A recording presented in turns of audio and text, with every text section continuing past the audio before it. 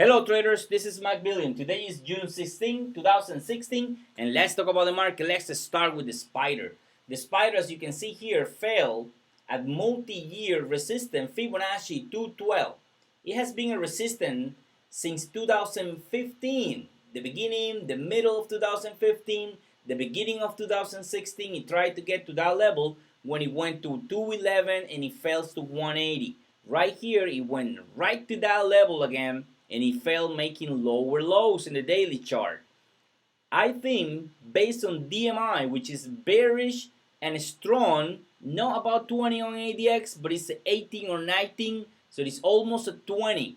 So I will say this is a strong bear. I think we're gonna test 2 or 3 in the next coming days. Tomorrow is Friday, so maybe tomorrow we move sideways here, waiting for the weekend to see if there is news or a new catalyst to make this thing bounce a little bit probably, but I think it's 203 first, then 212 again. I think it has to go there to this Fibonacci 203.41, and DMI is bearish. So that's my take on the spider. I think it's bearish.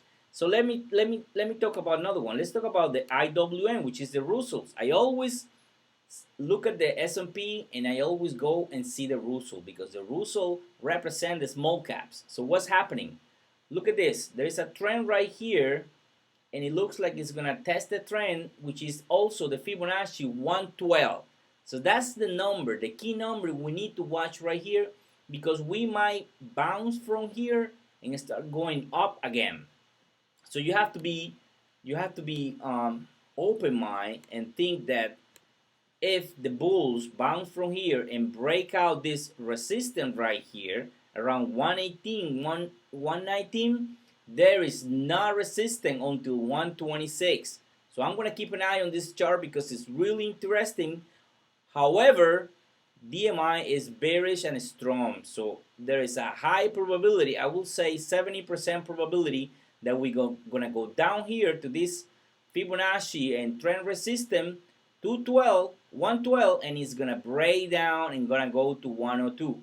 There is a 30% probability, so be open mind. There is a probability. There is always a probability that it break out this here, and that's when you have to go long.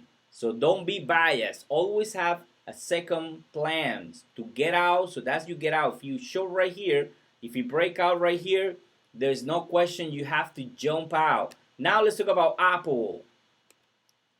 Let me show you Apple. Huge trend line right here. This is trend line, a downtrend line. So it's bearish. It's trending down. It's making lower lows. I have this debate with this guy. He was telling me that the Apple was trading good. It was no, Apple is trending down. So he couldn't understand that I was saying that he was making lower lows when there is a trend downtrend. It's making lower lows. It means that price is weak. People are selling. Every time it goes up, people are selling. People don't like to hold Apple right here. You see Fibonacci 101.50 is the resistance. It went there twice. It failed. And I think it's going to test again this major support, which is 92. We went there to this support Fibonacci back in August. We trade right here back at the beginning of the year for many days, and it bounced. And now in May, we also bounced from here. But it's huge support right here. So if you break down this support, welcome 80s. So it's very easy trade. Right now it's bearish. We have a fresh crossover on DMI, meaning the bears are driving now. They get in the bus and they say, I'm gonna drive this thing down. I'm gonna go to the 80s, so get out. So Apple is bearish right now. And to be bullish, it will have to break out this trend resistance. You see, if you break out this trend resistance, then the scenario will be totally different. Now let's talk about Netflix. Netflix, as you can see, a very interesting chart. So you have to put this one in your watch list.